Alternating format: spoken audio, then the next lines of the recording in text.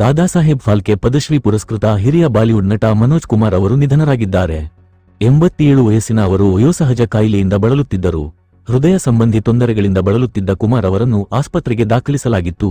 ಕೋಕಿಲಾಬೆನ್ ಧೀರುಭಾಯಿ ಅಂಬಾನಿ ಆಸ್ಪತ್ರೆಯಲ್ಲಿ ಕೊನೆಯುಸಿರೆಳೆದಿದ್ದಾರೆ. ಹಿಂದಿ ಚಿತ್ರರಂಗದಲ್ಲಿ ಮನೋಜ್ ಕುಮಾರ್ ಅವರದ್ದು ಪ್ರಸಿದ್ಧ ಹೆಸರು ಶಹೀದ್ 1965, ಉಪಕಾರ್ 1967, ಪುರಬ್ ಔರ್ ಪಶ್ಚಿಮ್ 1970 ಸೇರಿದಂತೆ ದೇಶಭಕ್ತಿ ಚಿತ್ರಗಳಿಗೆ ಹೆಸರುವಾಸಿಯಾಗಿದ್ದರು.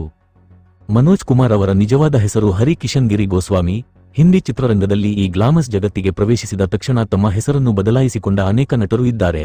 ಅವರ ಅಭಿಮಾನಿಗಳು ಇಲ್ಲಿಯವರೆಗೆ ಅವರನ್ನು ಆ ಹೊಸ ಹೆಸರಿನಿಂದಲೇ ತಿಳಿದಿದ್ದಾರೆ. ಮನೋಜ್ ಕುಮಾರ್ ಕೂಡ ಅವರಲ್ಲಿ ಒಬ್ಬರು.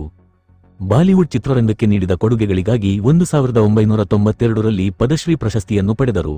ನಂತರ 2015ರಲ್ಲಿ ಪ್ರತಿಷ್ಠಿತ ದಾದಾಸಾಹೇಬ್ ಫಾಲ್ಕೆ ಪ್ರಶಸ್ತಿ ನೀಡಿ ಗೌರವಿಸಲಾಯಿತು.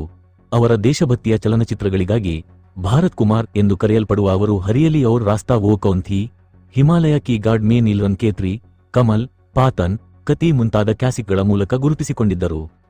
ಹರಿಕಿಶನ್ ಗಿರಿ ಗೋಸ್ವಾಮಿ ಮನೋಜ್ ಕುಮಾರ್ ಜುಲೈ 24, 1937ರಂದು ಅಬೋಟಾಬಾದ್ನಲ್ಲಿ ಜನಿಸಿದರು. ಇದು ಭಾರತ ವಿಭಜನೆಯ ನಂತರ ಪಾಕಿಸ್ತಾನದ ಭಾಗವಾಯಿತು. ಆ ದಿನಗಳಲ್ಲಿ ಮನೋಜ್ ಕುಮಾರ್ ಅವರ ಪೋಷಕರು ಭಾರತವನ್ನು ಆರಿಸಿಕೊಂಡು ದೆಹಲಿಗೆ ಆಗಮಿಸಿ ಇಲ್ಲಿಯೇ ಜೀವನವನ್ನು ಕಂಡುಕೊಂಡರು.